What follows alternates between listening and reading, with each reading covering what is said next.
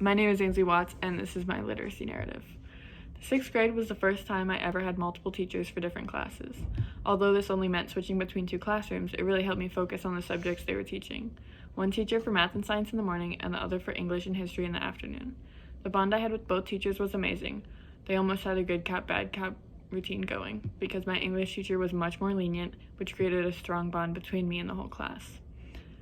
He was a funny teacher, which made class interesting and kept me engaged, and towards the end of the year, we had one last writing assignment. It was a simple fictional story we had to write, but for some reason the time period was memorable.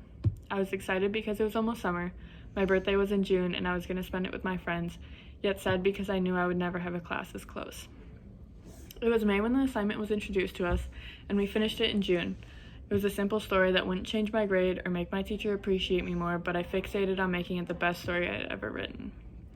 It had been the best school year, but just a couple months prior to this, my great-grandmother had passed. It wasn't unexpected, but it was the first funeral I had attended for someone I knew and had a connection with. I was still young and would only see her a handful of times every year, so we weren't very close, but after she passed, I heard many stories about her which made me wish I got to spend more time with her. My great-grandmother spent her childhood growing up in the Great Depression, which gave her a different perspective on life. She also went through a divorce and she remarried.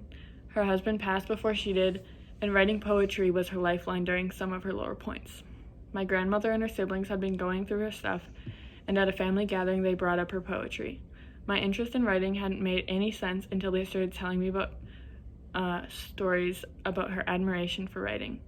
She often wrote, kept many memories and feelings in journals and through poetry.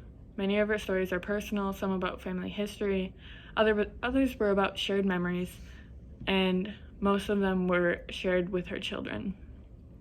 My grandma and her siblings all have some of her writings and read them frequently. It's their way of keeping her in their life.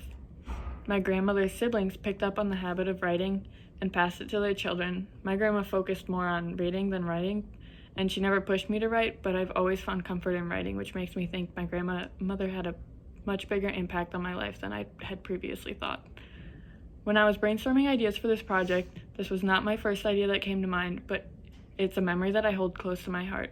My family is very important to me, so when I thought about this memory, I knew it would be a good story to share.